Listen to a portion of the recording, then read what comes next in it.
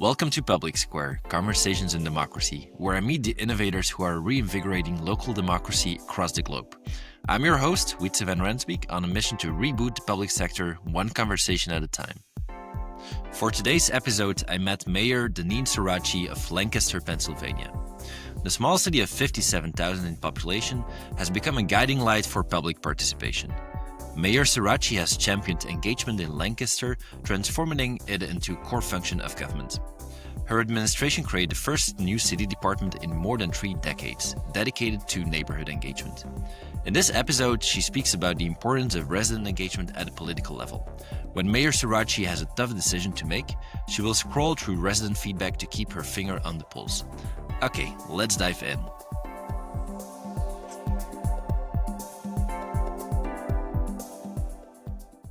Hi, Mayor Sorace. Welcome, and thank you for joining me on the podcast. It's so good to be with you, Wietse. Thank you for having me. So today we're going to be talking about the really exceptional culture of engagement that you've built at the city of Lancaster during your 2 terms as a mayor. And what I would really love to cover for us today is, really breaking down what that means, a culture of engagement. What does that consist of, and what is there for us to learn from your journey? And obviously, a very first and probably the most important ingredient to such a culture of engagement is the political leadership, the political support.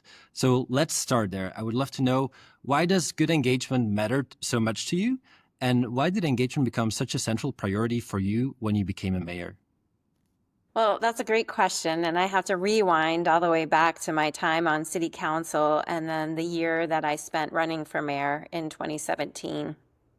And I think at that point, I realized that we didn't have any formal connections with our neighborhoods. And by formal, I just mean, in the past, I know that the city had a list of community neighborhood leaders and they had met occasionally, but that really had fallen by the wayside. And so as I was out talking to residents, knocking on doors across the city, I saw that people were dealing with problems that could be aided by the city, and that they also didn't have confidence that if they contacted the city that there would be a response.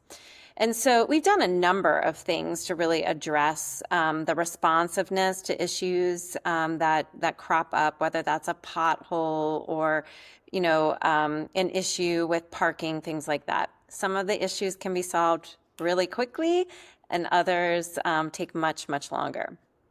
But I think it was through the experience of knocking on doors and really wanting to create more of a network and a community of residents that were more connected with City Hall and with my office as mayor that really inspired me to think about how to do this work. And we actually just copied it, a job description from the city of New Orleans. I found a city of New Orleans neighborhood director, I think it was.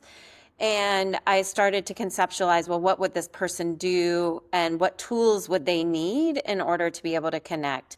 And that's really what what started the creation, the concept of a department of neighborhood engagement, because that department had never existed here before, and we never had a person in that role. So it really came out of my experience of knocking on doors and listening to our residents. We're a city of 60,000 people, Wietse. We are 40% Hispanic. We have a very large refugee and immigrant population.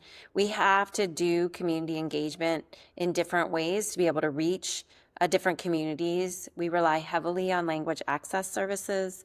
And all of that has been built over time to really connect with our neighbors.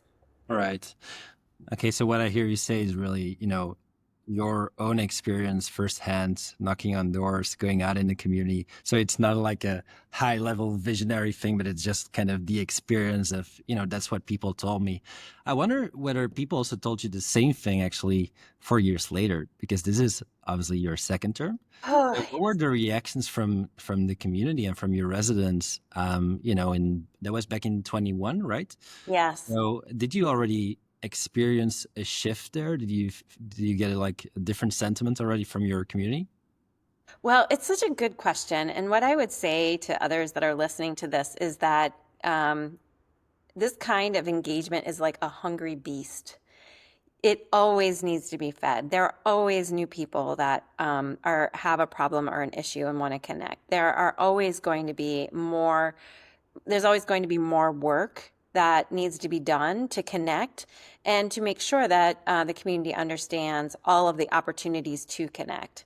So whether that is through a more formal way, like coming to a city council meeting, or using Go Vocal, the online platform to weigh in on a particular issue, or coming to a neighborhood meeting, or participating in our neighborhood leaders academy, et cetera, et cetera. There are all of these different ways to plug in.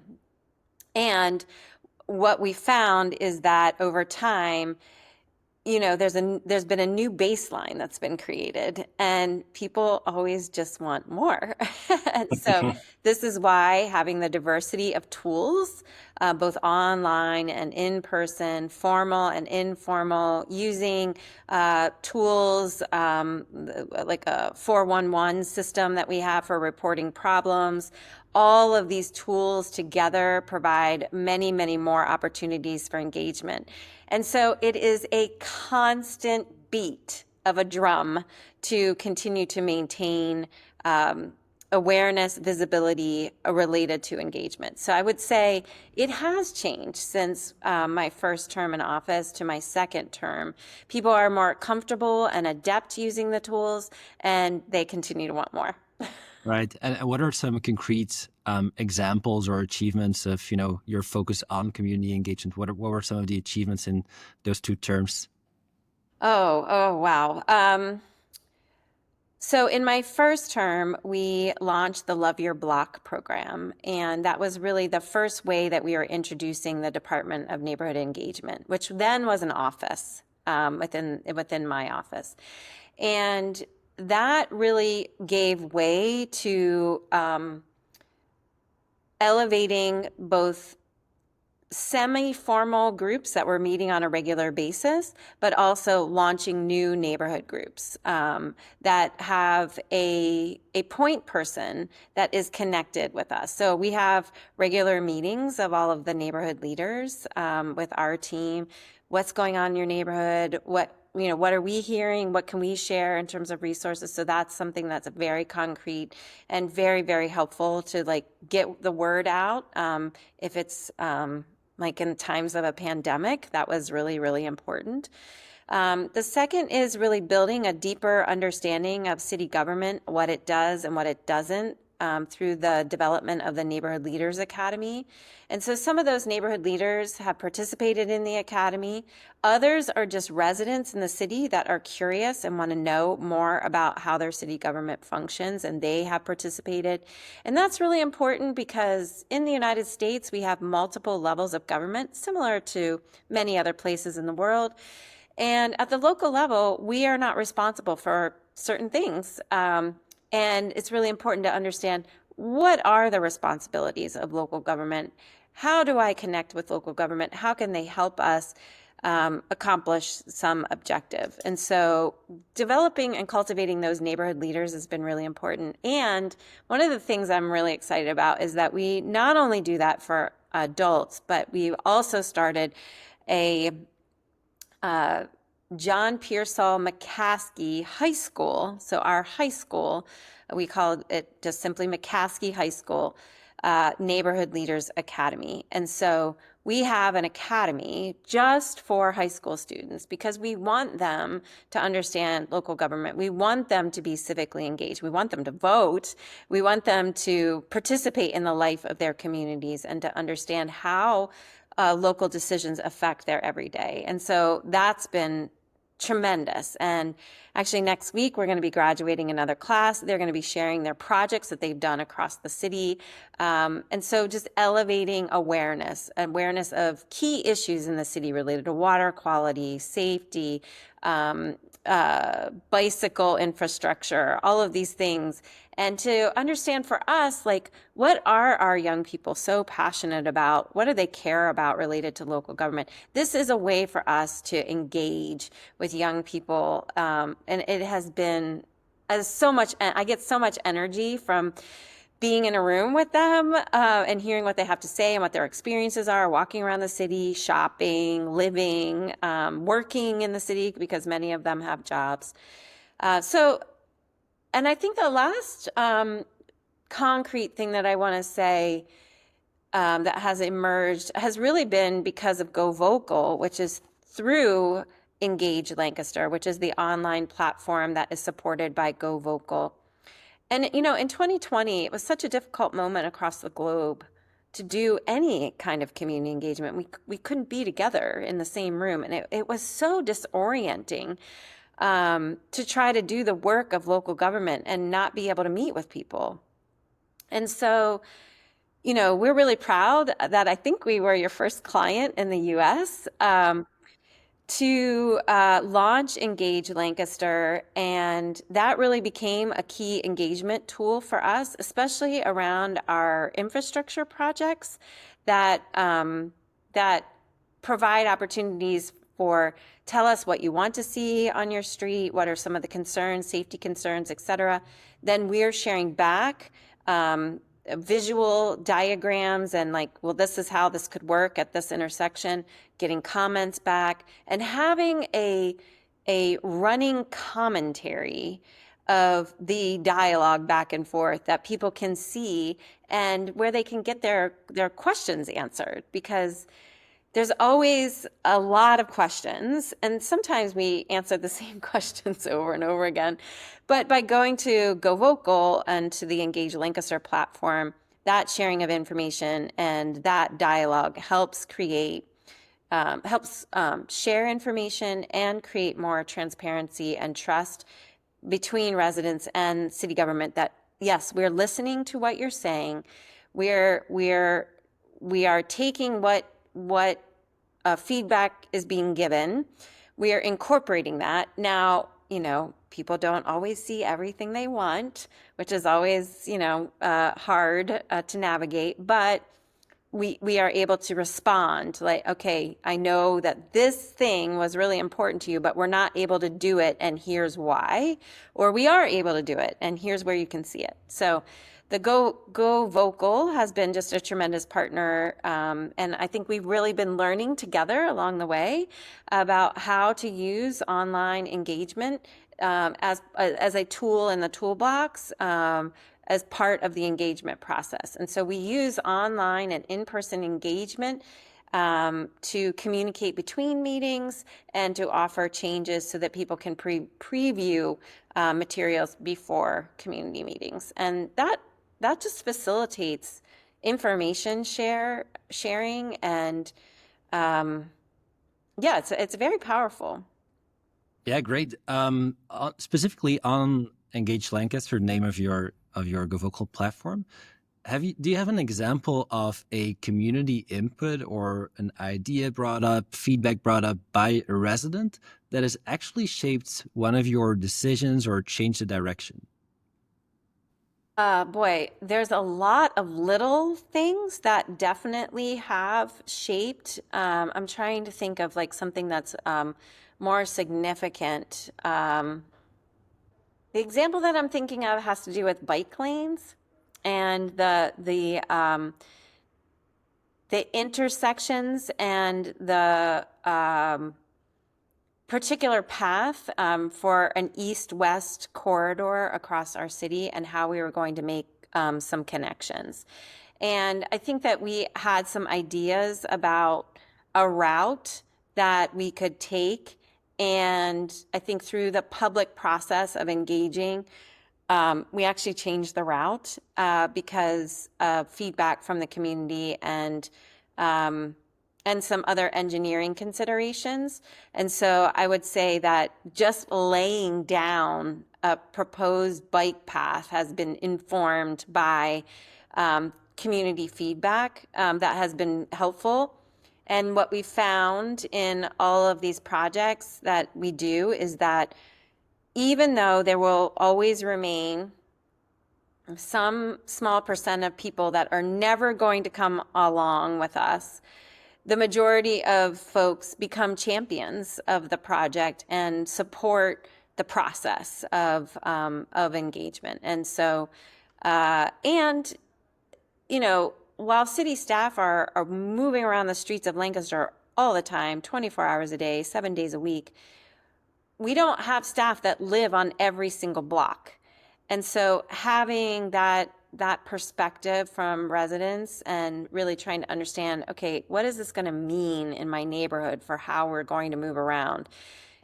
It is expertise that is invaluable. Yeah, sure. I mean, residents are, the eyes of the city and the ones coming up with all those lived experiences, and they are the ones using your infrastructure. So I think that makes great sense. I'm interested, Mayor Sorace, also in hearing a little more about how a digital platform has helped you in your work as a mayor, because clearly, for city staff, for residents, as you shared already, it connects them and it helps them get a better understanding of, the concerns of the community. But how does that reach you, and how has it helped you better understand the community and improve your work? Yes.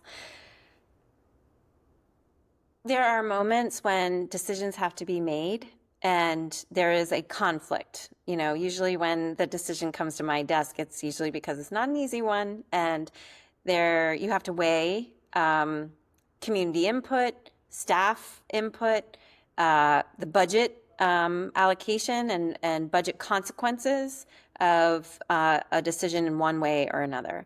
And what I've found is that it's been helpful for me to log in to Engage Lancaster and to read the public comment to really situate myself in what the feedback is from the community, and then listen to the staff and what the staff are saying, but be able to ask questions about the comments that are being raised on Engage Lancaster to help me understand the perspective or the position that the staff have for this particular issue.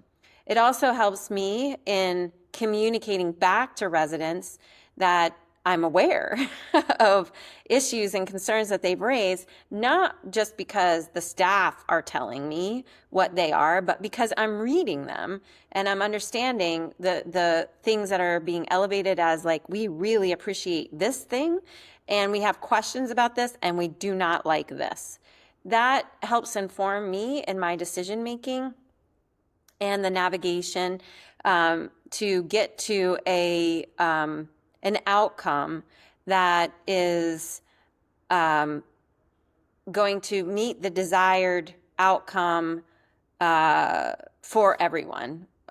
So, for example, there's a Church Street project, and there was a lot of conversation about the materials that were being used for the sidewalks. And this particular neighborhood, brick is like is endemic in Lancaster. You've been here, you've seen, you walked around. Brick is like everything is brick, and so we have brick sidewalks.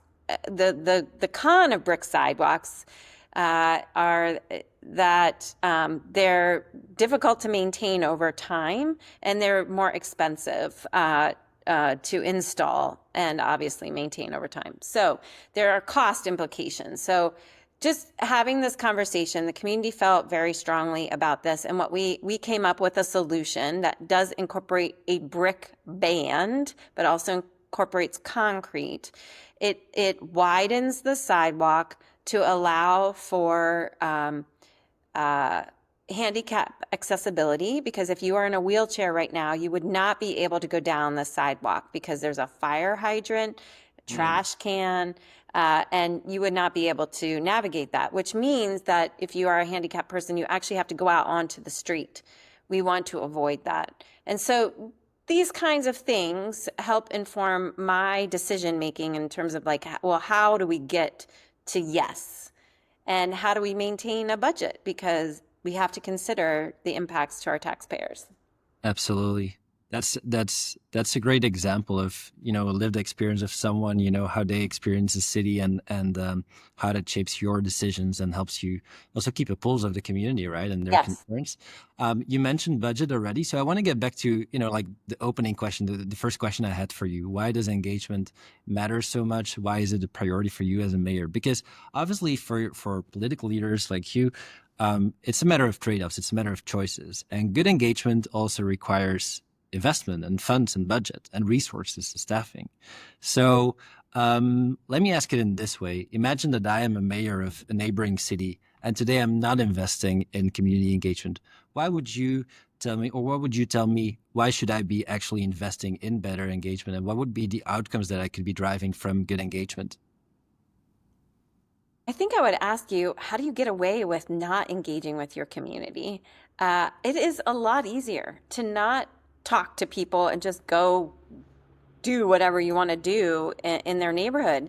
But what I've so if I'm talking to you as a mayor, what I would say is, um, how is that helping you build your brand as a political leader?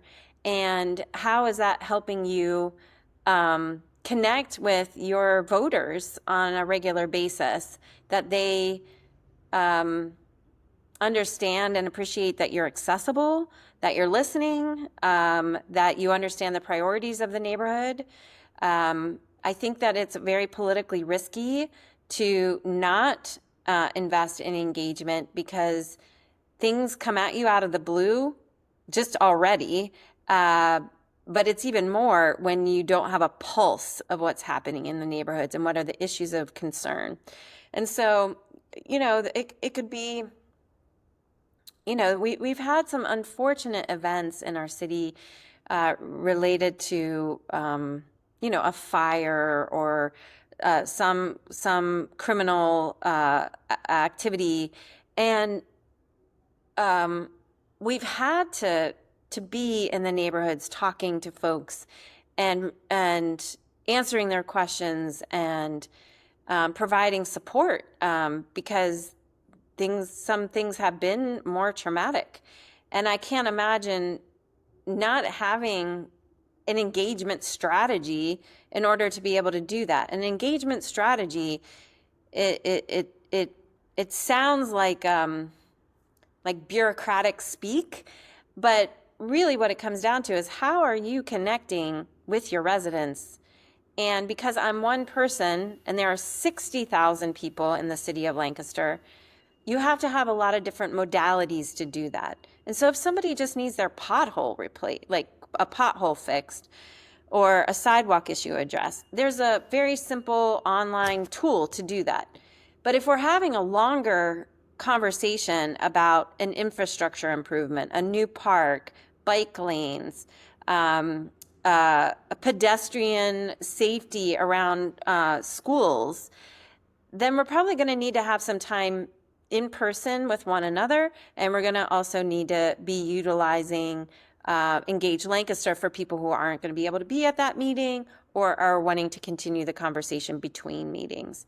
And so I don't really know how other communities do that. I feel like this is a core part of who I am as a leader, that it's important for me to hear what people have to say. And I think that's interesting what you're saying there at the end. Like, it's a core part of who I am as a leader, because that's kind of playing the devil's advocate here. Something I'm wondering about. Like, there is one part of us both, we believe that it's the right thing to do, and you also talked about building that civic muscle and having that long-term impact, thinking about the next generation, having them to go out and vote and to be civically engaged. That starts obviously from a belief and from values and from like a long-term perspective. But I do wonder, is there a way to measure, impact and outcomes of all those, initiatives, those fantastic initiatives that you've been talking about? Is there a way to measure that impact? So I think that there is a way to measure that impact, Witsa, and um, What I'm offering as my data points are probably more, it's the causality is not one to one. But here's what I can say is that in other communities that I see that do not invest in engagement, their community pride and their sense of community is not as strong. When we had been working on developing a comprehensive plan, and we used Engage Lancaster as one of the ways to solicit feedback for the comprehensive plan. We had over 14,000 people engage with the development of that plan. Over 100 people showed up for the rollout of the plan and the presentation of the plan. That came because we engaged with every neighborhood in, I don't know, 7 different languages. And I think that the measure of success in my mind is how involved people are. Are we continuing to have good turnout at our neighborhood meetings? Are we continuing to have projects happening in our neighborhoods? Are we continuing to see through our tourism master plan, there's a metric around whether or not you would recommend to a friend and family to visit Lancaster. It's a high promote. I'm trying to remember the exact self-promotion score, I think it's what it's called, Witza. That promotion score is very high in the city of Lancaster. People recommend people to come here. That is part of this fabric and the indicators for community engagement. I'll also just say, when you just look at the amount of private investment in the city of Lancaster, over $1 billion during my time as mayor. That's incredible. The degree in which there are people that are engaged in cleaning up their neighborhoods and picking up litter, all of these are metrics for me to see, like, is there engagement? Because neighborhoods that aren't engaged, like they're not connected with their neighbors. They don't know the people that live next door. The neighborhood doesn't look particularly nice. There isn't a spirit of pride in the neighborhood. That to me is the clear demarcation of what the impacts are for engagement. And it's not just about engagement with City Hall. What we are doing is about engaging with one another and within our community, and yes, with government, because we are a part of this community. But it's not just, about government to the neighborhood or government to the resident. It's much more holistic than that. And that inspires me. I love that perspective, because what you just said is like, the measure of success is how engaged people are, which is obviously a bit of a chicken and egg deadlock. Yes. Because you will only do more if you see the value as a city, when you see that people are joining you at those meetings. So it's a bit of a chicken and egg problem in a way, but it speaks to your vision of engagement is a cultural thing. It's a fabric that you're building. It's not a campaign. It's not a project. It's not a one-off. It's something you do over time because you think is the right thing to do. And what you were sharing about, I think you call it self-promotion. I think it's linked to this concept of political efficacy. Do I believe as a resident, if I take the time to make my voice heard, that this will have an impact, yes or no? And that is, I think, something that as a government, you can really build. Closing the feedback loop, being transparent about what's been done. And I think you've all done a really great job at communicating, what's been done with the feedback, what are the objectives we're working towards, and how can you have a say and an influence on those objectives. So I think that is really crucial and has been shown in literature, to what extent do people believe that they can make an impact, and that you really show how it's been done. Now let's shift gears a little bit. Let's talk a little more about how you got there. So we talked about why this is so important. and what you have achieved. But I would love to learn a little more about the journey. And you've already shared a couple of things. So you shared like, hey, initially I had this vision. I turned that into a strategy by opening, a job description and hiring a first person, and that, rolled into a bigger department. So probably we should be talking about the Department of Neighborhood Engagement, how this was so important, so transformative, because as far as I understand, this was also the first new city departments in more than 3 decades time, I think that's right. Yes. which is interesting. So why was that structural move so important, and why is the organizational structure altogether so important? When I first became mayor, one of the things that I realized was that the organization was very siloed. So we had, the fire bureau was over here, the police bureau was here, there was Department of Public Works, there was community planning and economic development, and then there was, the administrative services, the accounting and human resources and so on. And in all of those spaces, there is some level of community engagement that's happening or that needs to happen to support a strong local government.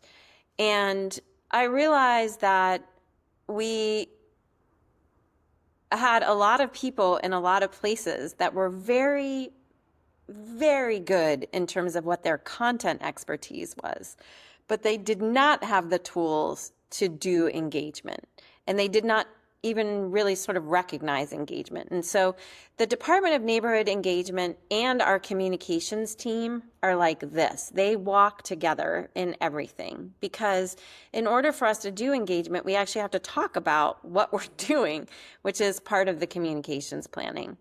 And so, what we found over time is that the demand for engagement is too much, even for our own Department of Engagement, and that we've made it a priority through the procurement process that when we're hiring consultants, that they have to have an engagement plan. We will support them in that plan. We will connect them to people, businesses, et cetera, that are in a particular neighborhood where they might be doing some work on a small area plan, for example. And we need to make sure that that work is happening, because if we do not do consistent public engagement, so like one department doesn't do it, but the other one does, that is going to cause all kinds of problems. And the way that we do engagement needs to be operationalized for the whole organization to understand why it's important, what are some of the strategies based on what are you trying to do. Are we trying to inform? Are we trying to get feedback? Are we presenting options? What is it that we're wanting from the public? And how do we structure the engagement to facilitate that feedback? And I think that just having a framework to think about engagement across all of the organization has inculcated us with a sensibility like, oh, okay, we're going to do this. All right, well, who are we talking to, and what do we want to know from them? It's just automatic now. And that wasn't really the case before. Some departments, did more or less than others. But I think now we understand the value of it. And we also know that we're going to be held accountable if we don't do it. People expect it now. And if it doesn't happen, then I'm going to hear about it. That's okay. So what you're saying is that initially the mission of the Department of Neighborhood Engagement is to create like a comprehensive strategy or a framework for all the other departments to think in. And then step 2 is rolling that out, doing the capacity building, making sure it gets embedded in all those different departments. Right. So what are some other tactics beyond, and maybe you can talk a little more about that framework that you're referring to, but what are some other tactics, including perhaps technology and the Engage Lancaster platform, to help you embed those practices in all those different departments? Yeah. So I think that's where the toolbox is really important, Mitza, because we understand that people are going to have different constraints and opportunities to connect with us.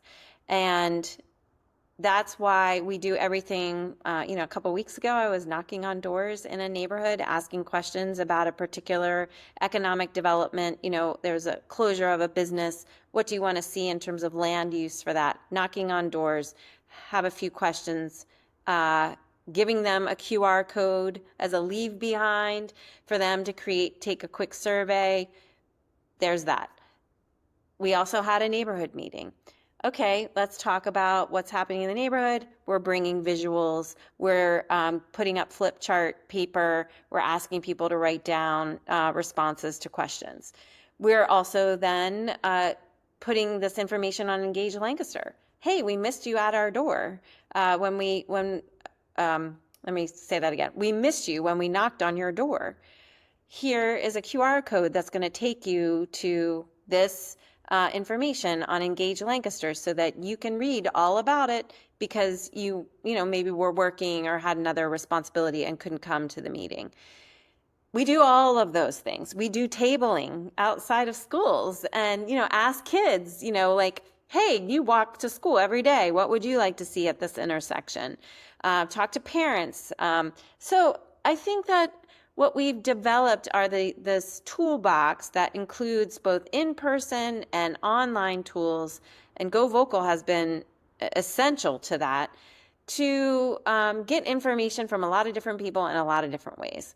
And that just helps us have a better product at the end, helps us think about as staff, like, oh, that's a great point. We hadn't thought about that. So we need to incorporate that in our planning, or we need to talk to consultants about this related to, land use. Right now, we're in the process of doing a small area plan because we have a prison in the city of Lancaster that is moving out. And so we're going to have a whole city block that we need to reimagine. What are we going to do with this? There's an engagement strategy that goes with that. We're talking about additional infrastructure on a street. There's an engagement strategy that goes with that. And every single one of them is online and in person. And that's a great anecdote that you go out in neighborhoods, you go canvassing, knocking on doors. I mean, it speaks to your values and beliefs as a leader, and as that's really leading by example. Now, you're coming to the end of your second term. You're not running again for mayor. So as you approach the end of your term, how are you preparing for City of Lancaster to carry forward this culture, really, and to make sure that your legacy here and what you've built keeps living? Yeah. So I'm very fortunate because the efforts related to neighborhood engagement are supported by City Council. They supported the establishment of a Department of Neighborhood Engagement. And at this point, we are continuing to work to institutionalize the practices and the programs across all of the city departments through both our internal policy, but also through our administrative code, which is something that council votes on. And so right now we're actually doing a major overhaul of our administrative code because we just adopted a new form of government last November called Home Rule. And that outlines the departments in the city, and obviously the Department of Neighborhood Engagement is included in that. And so making sure that engagement continues to happen, that it is intentional and it is sustained and it is diverse in its methodology, is very important. I believe, to the continued success of the city and the success of whoever is the next mayor. Right. So really institutionalizing engagement and codifying it, making sure that there's long-term strategy behind it.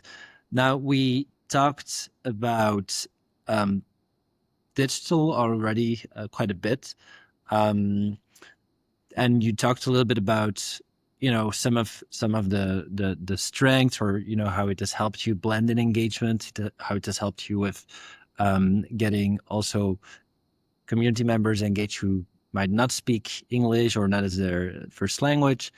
But I would also like to look at the other side and look towards the future, and would like to know from you, what are your hopes for the future of digital engagement? So if you had a magic wand, what's the kind of one thing you would hope for technology to solve?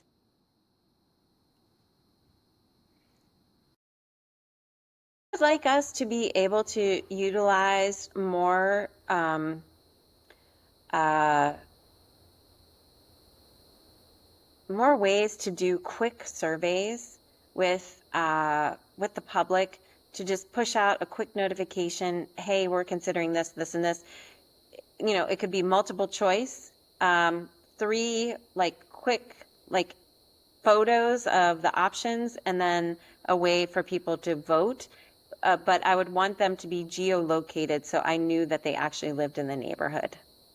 Right. This Okay. is a challenge for us. Is we want to get feedback from the residents of the city of Lancaster, people who live or work in the community and have a sense of it. And so, that being able to more quickly and to have greater engagement through digital tools is a priority. And so now, the conversation is very rich, but I would like to have like more of an appetizer, if you Right, will. right. Yeah.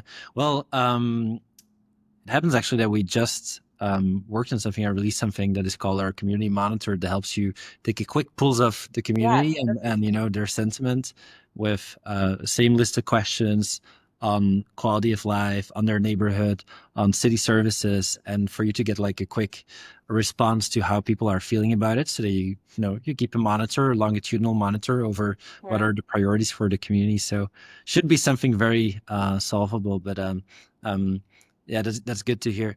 Now, we've come to the end of our conversation, and I would like to wrap it up with one final question for you, Mayor. So, if you could give one piece of advice to a new mayor, maybe the next mayor of Lancaster or wherever, someone who has this vision for strengthening community engagement in their city, what would it be? How do you translate that vision to actual results? What is your number one advice?